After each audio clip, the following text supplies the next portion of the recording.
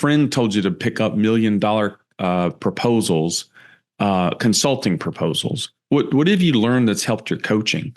Well, it has changed the way that I'm approaching proposals. And so the first question he asked is, who can make this decision? And he's talking about, depending on what kind of coaching you do. If you do life coaching and you're just talking to an individual, I guess they make that decision. But at any level of whether you're consulting with a church or a company, he asked the question, who makes this decision? And he's not going to give a proposal to anybody else. Right. He is not giving a proposal. If you can't make the decision, he's not giving you a proposal. He's just not giving you a proposal to take to somebody else. No. Yeah, there's a lot of wisdom to that. When has that bit you in the past? Bitten you? When have you? Yeah, you know what I'm trying to say. Yeah. I can think of one right away. So it was one of the first companies we were after. We knew a partner in the organization. Talked to him. I wasn't sure if he liked it or didn't like it. He sounded like he did. He said, I'll take it to the partners. And partners came back and said no. And so I know exactly what Alan Weiss would say. You were talking to the wrong guy. Yeah. You were not talking to the decision maker. Now, you were talking to a partner, and you may have thought, oh, well, he's a partner. He can make this decision, but he didn't make the decision.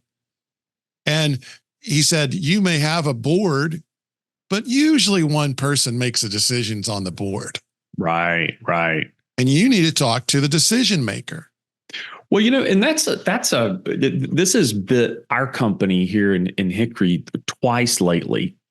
And I think we instinctively know we should be talking to the decision maker, but twice in the last, this year, I mean, we're only 2 months into the year. We had a nonprofit that we pitched business to. Literally, we were with their board. Now, I was not in the meeting. It was, we have one of our partners does the business development, and he was with one of our coaches.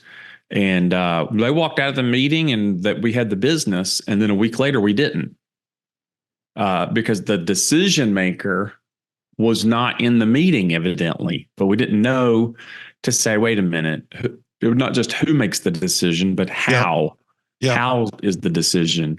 I think we're still going to get the contract, but it was just one of those like, what just happened? And then I've got a guy actually I know from church who asked me for a proposal.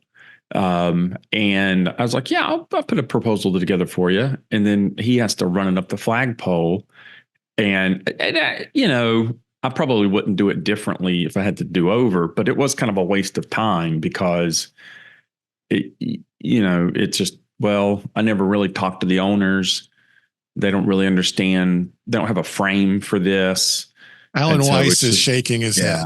He's not have written going that proposal. Tisk. You should. Yeah. He's doing worse than that because he's Alan Weiss. That's right. And he's from up north.